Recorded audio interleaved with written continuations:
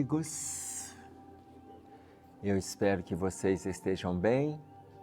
Nós estamos acompanhando aqui as orientações do irmão José e hoje nós vamos trabalhar o livro Para Ser Feliz, na psicografia de Carlos Bacelli, e o nosso texto se chama Falar com Proveito, é o capítulo 37 desta obra, ok? Falar com Proveito. Veja as orientações, olha como que o irmão José é simples nas colocações que ele está trazendo para a gente. Não participes de conversas que não sejam úteis. Não participes. Olha só, avaliemos se aquela conversa é interessante que a gente participe dela. Se é interessante que a gente se envolva. Se é interessante que a gente comente. Se a gente deve ou não trazer uma outra observação. Não participe de conversas que não sejam úteis. Não percas tempo com comentários que não edificam. Não perder tempo com aquilo que não acrescenta.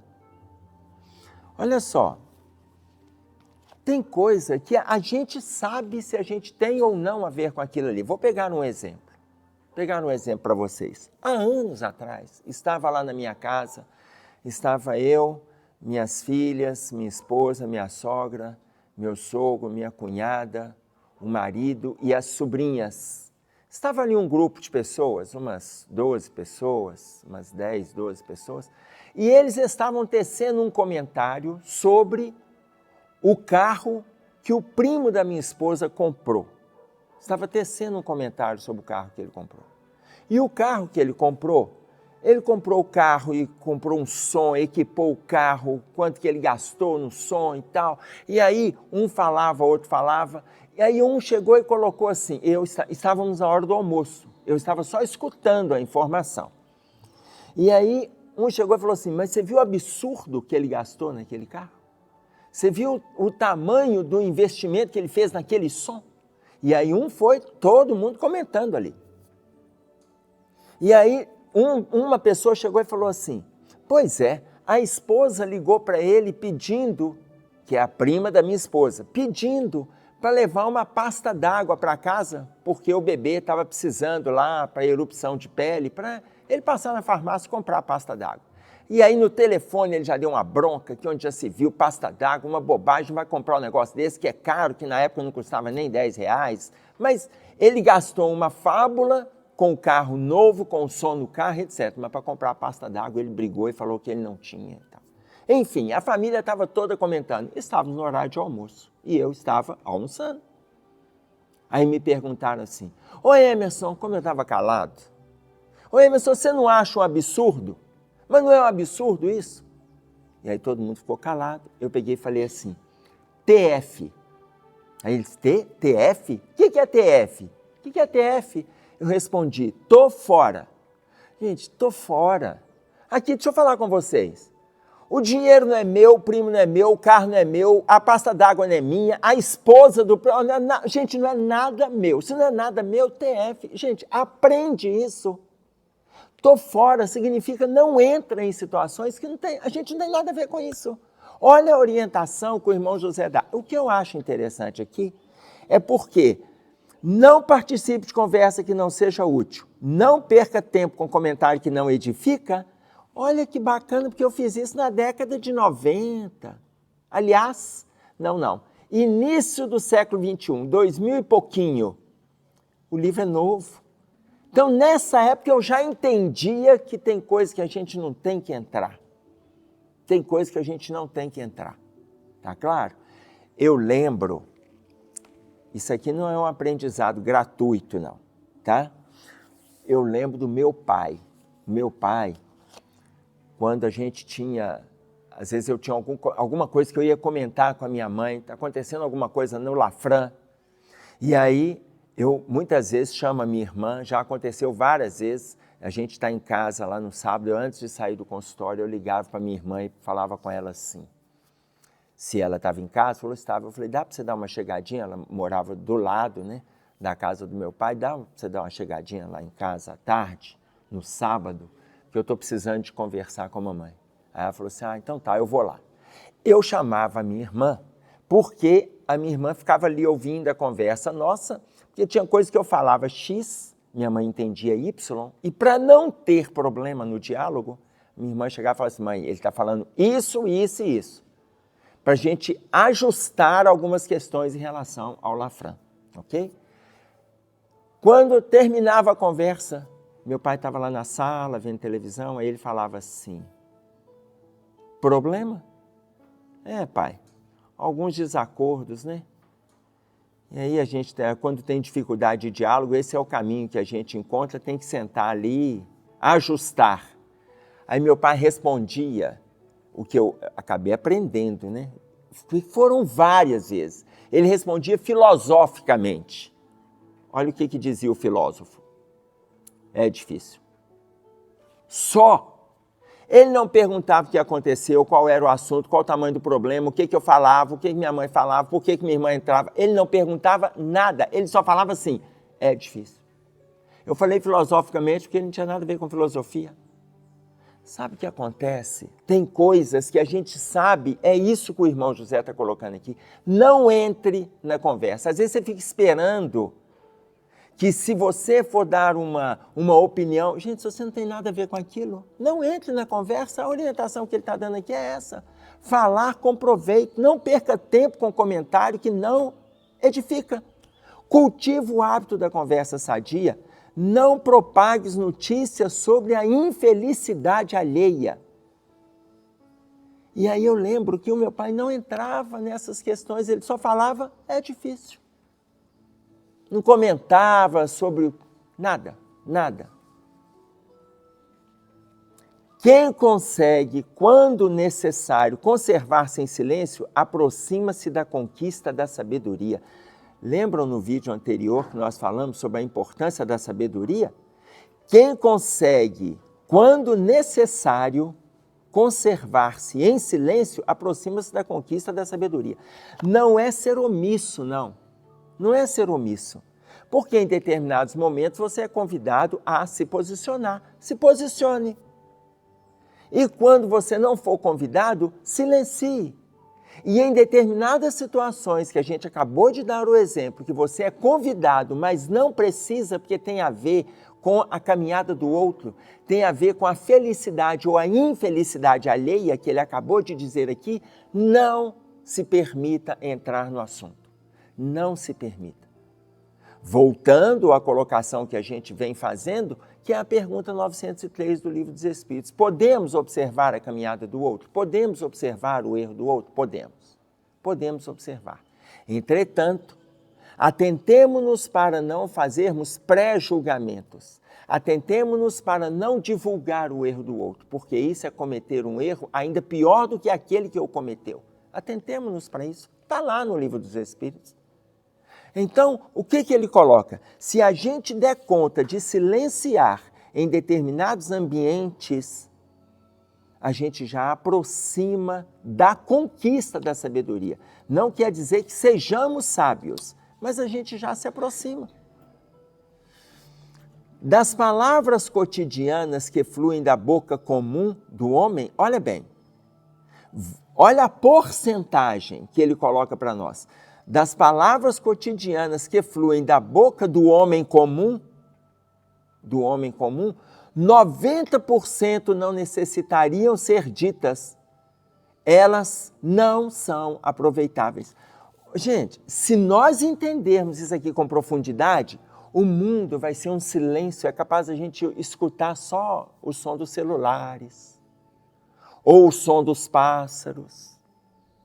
Não vai precisar, porque 90% daquilo que a gente conversa, ela é dispensável. Se nós entendermos com profundidade, 90% dos assuntos, dos dizeres, dos comentários, das observações, 90% do que a gente tem dito nas nossas relações não é aproveitado.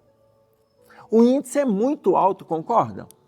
E aí nós começamos a avaliar, baseado nesse índice. Pensa nisso na sua relação com esposa e com marido, pensa nisso na relação com filhos, pensa nisso nas relações de trabalho, no convívio social. Aliás, esse pensamento, ele precisa acontecer em todos os níveis, mas que os homens, agora eu estou falando de gênero, porque aqui ele fala do homem, pessoa comum, eu estou falando do homem, sexo masculino. Que os homens não entendam isso, principalmente aqueles que já não falam quase nada. Não falam quase nada. Aí ainda fala assim, bem que o irmão José falou, que o Emerson comentou, que é para ficar calado. E aí ele vai falar menos ainda, ou seja, não vai dar margem para o diálogo. O irmão José está pedindo para a gente conquistar sabedoria no parágrafo anterior. É uma proposta da gente ter discernimento. Porque se a gente entender, agora vamos trazer um dado que é científico, pesquisa. O homem fala menos do que a mulher. O centro da fala feminina, ele é mais desenvolvido que o masculino. Mais desenvolvido. O livro Por que os homens fazem sexo e as mulheres fazem amor? Não é um livro da Lavra Espírita. Ele é de um casal americano que se chama Alan e Barbara Pease. Nesse livro ele coloca que, em média, o homem fala 3.000 palavras por dia. A mulher fala, em média, 12.000 palavras por dia.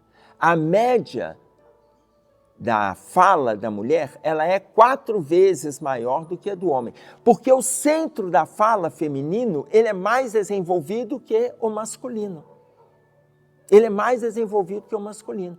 E se nós avaliarmos lá na história, por que a mulher, o corpo físico feminino, ele vem com esse aprimoramento no centro da fala?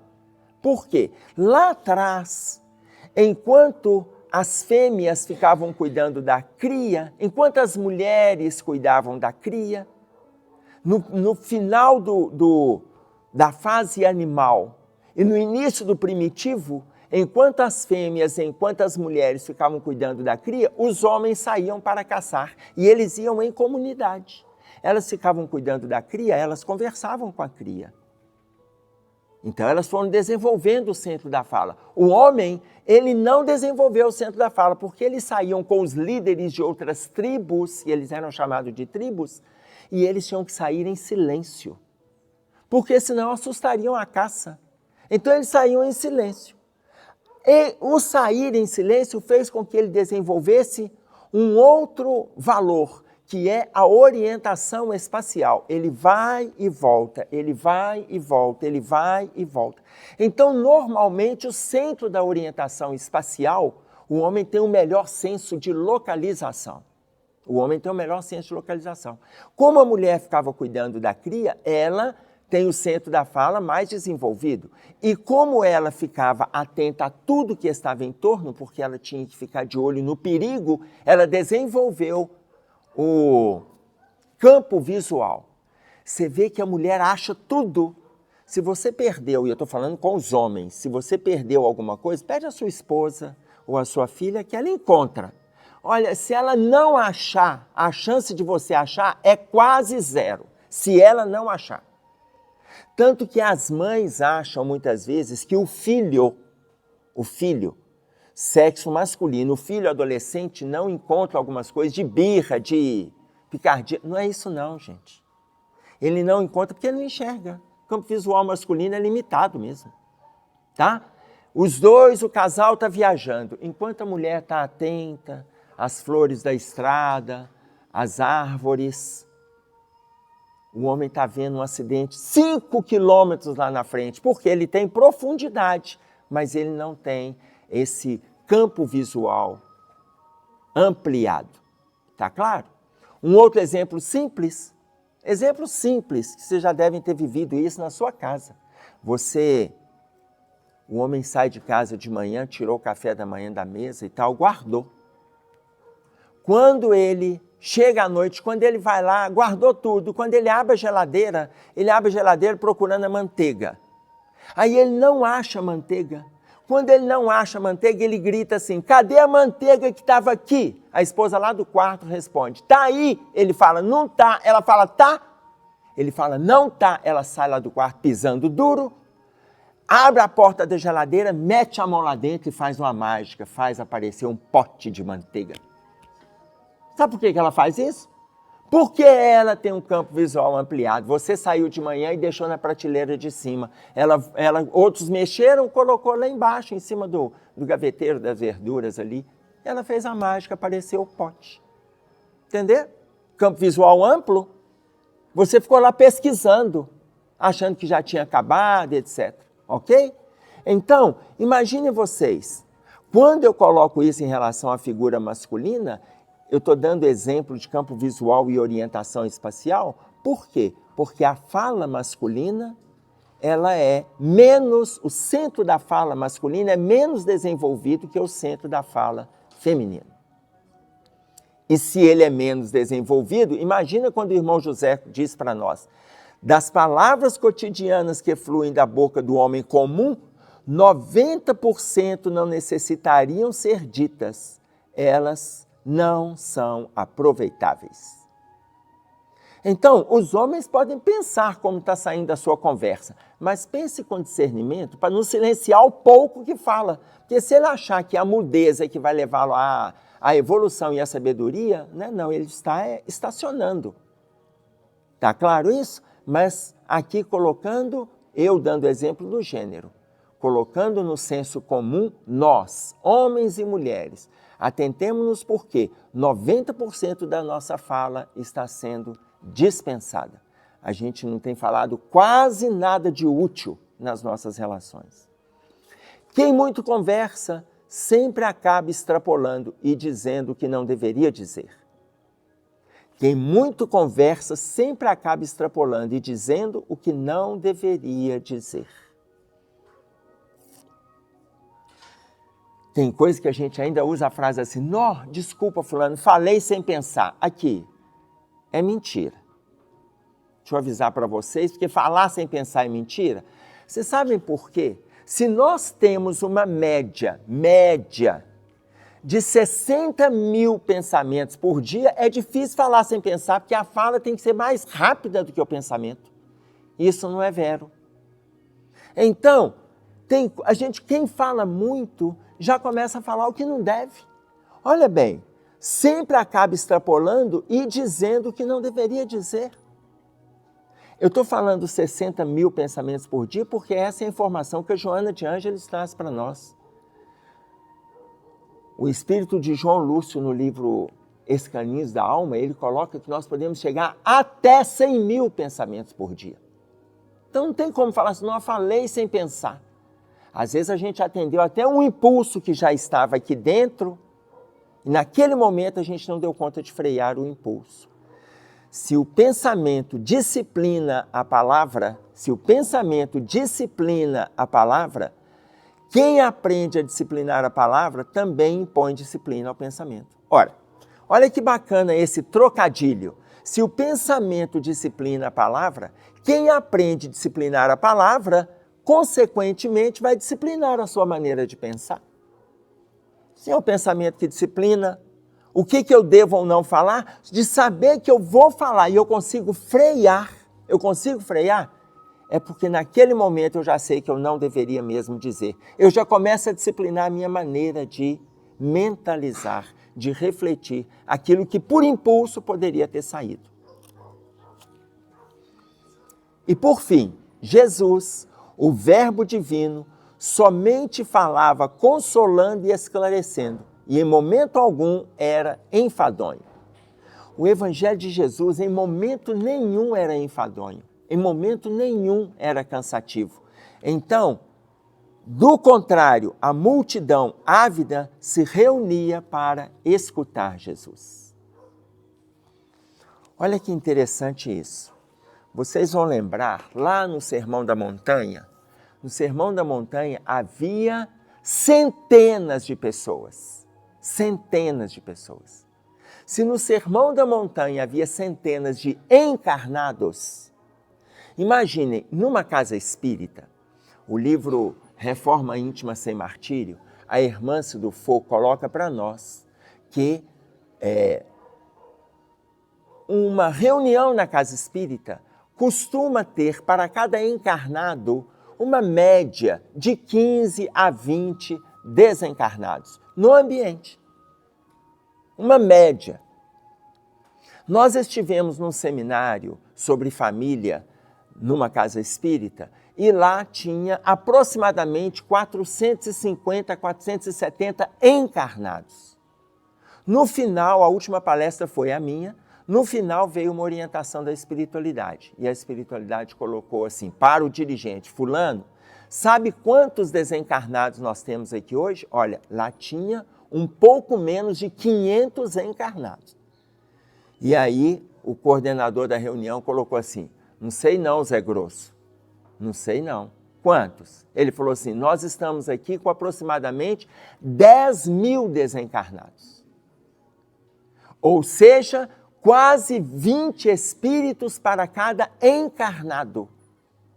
E aí ele disse mais, as paredes dessa casa espírita não representam o tamanho da instituição no plano espiritual, pois o trabalho do lado de cá é muito grande. E aí eu me reporto à colocação que a irmã Sudufo faz no livro Reforma Íntima Sem Martírio. Tudo bem, mas imaginem a fala de Jesus, que não estava, era um campo aberto, era uma montanha. A fala dele no Sermão da Montanha, que no capítulo que em Mateus compreende os capítulos 5, 6 e 7, 3 capítulos, a fala dele, os que estavam ali estavam ávidos pelo aprendizado. Olha como que o irmão José coloca para nós. Em nenhum momento a fala dele era enfadonha, em nenhum momento era cansativo. Atentemo-nos para termos falas úteis. E aí, ele encerra nesse parágrafo. Eu quero encerrar para vocês voltando no parágrafo que a gente discutiu há pouco. Das palavras cotidianas que fluem da boca do homem comum, 90% não necessitariam de ser ditas. Elas não são aproveitáveis. 90%. É isso aí que tínhamos para trazer. Eu espero que esteja valendo as reflexões. Um abraço a todos, fiquem com Deus e até breve.